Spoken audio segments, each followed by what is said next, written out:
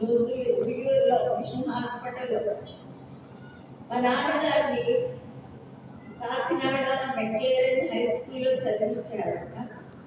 అక్కడ చదువుతూ ఉన్నప్పుడు 8th క్లాస్ చదివిన తర్వాత వాళ్ళు ఒక సంవత్సరం బైబిల్ కోర్స్ చదవాలి. అది కూడా చదివారు. దేవుని స్వరాన్ని విన్నారు. స్వార్థ ప్రకటించాలన్న ఉత్సాహం 8th క్లాస్లో ఉండేది. చర్చెస్కి వెళ్ళి స్వార్థ ప్రకటిస్తారంటే నువ్వు కొడతావు, నీకు మేము సమీపము అనేవారు. అటువంటి సమయంలో ఆయన రేకుతో బోరలు చేసుకుని చెట్లు ఎక్కి ఆ చెట్ల మీద నుండి పాటలు పాడుతూ ప్రసంగాలు చేయడం చేశారు. తర్వాత ఉయ్యూరులో, వరంగల్లో సువార్త ప్రకటించారు. వరంగల్లో అయితే విగ్రహారాధనతో నిండిన ప్రదేశం అంటారు. అక్కడ ప్రజలు విగ్రహారాధన విడిచిపెట్టి క్రీస్తుని అంగీకరించారు. చాలా చోట్ల స్వార్థ ప్రకటించారు. చివరకు అంతర్వేది పాలమనే గ్రామం చీకటి ప్రదేశం. ఆ కాలంలో కరెంట్ లేదు, రవాణా సౌకర్యం లేదు, రోడ్డు లేదు. కాలి నడకను అక్కడ స్వార్థ ప్రకటించారు. వారు అక్కడ నివాసం చేసింది ఒక ఊరి గుడిసెలో. అంత అటువంటి ప్రదేశంలో తినడానికి ఆహారం కూడా ఉండేది కాదు. త్రాగడానికి మంచినీళ్ళు కూడా దొరికేవి కాదు.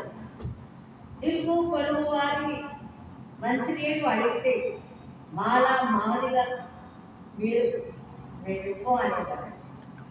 ఒకసారి మంచినీళ్ళు లేక చెరుకులో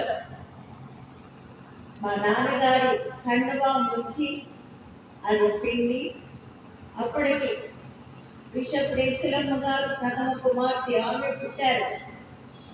ఆమెకు ఆ కండువా పిండి నీళ్లు పట్టించి తర్వాత వాళ్ళు తాగారు. అటువంటి క్లిష్ట పరిస్థితుల్లో కూడా ఆ ప్రదేశాన్ని విడిచిపెట్టి టౌన్ వెళ్ళిపోయి ఏదో పని చూసుకోకుండా అక్కడే ఉండారు. సువార్త ప్రకటించారు. అక్కడ కమ్యూనిస్టులతో నిండిన ప్రదేశం అట.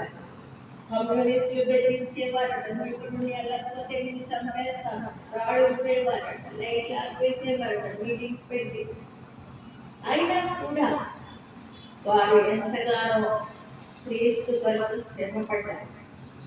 మరి అక్కడే కాదు, భారతదేశం అంతటా ఇక్కడ చాలా ప్రాంతాల్లో ఏ మూలకి వెళ్ళినా మేము సువార్త ప్రకటించడానికి పెట్టి నాయన గారు ఇక్కడికి వచ్చి సైకిల్ మీద వచ్చి మాకు వాక్యాన్ని అందించాలో చాలా సంతోషం. దేవుడు స్తోత్రాలు. ఆ విధంగా వారు సువార్త ప్రకటించి అంతర్వేది పాలనలో ఆత్మల రక్షణ పొందారు. సంఘం ఏర్పడి 10 మంది బిడ్డలు పుట్టారు. అప్పుడు సంఘస్థులు బాధపడేవారు. పాస్టర్ గారు ఇంతమంది పిల్లలు, 7 కుమార్తెలు, వీళ్ళందరికీ ఎలా పెళ్లి చేస్తారు, వీళ్ళందరినీ ఎలా పోషిస్తారు అని బాధపడేవారు. దేవుడు అద్భుత రీతిగా 7 కుమార్తెలకు కూడా ఒక పైసా కట్నం ఇవ్వకుండా అందరికీ వివాహాలు జరిగాయి. అంత మాత్రం కాదుగా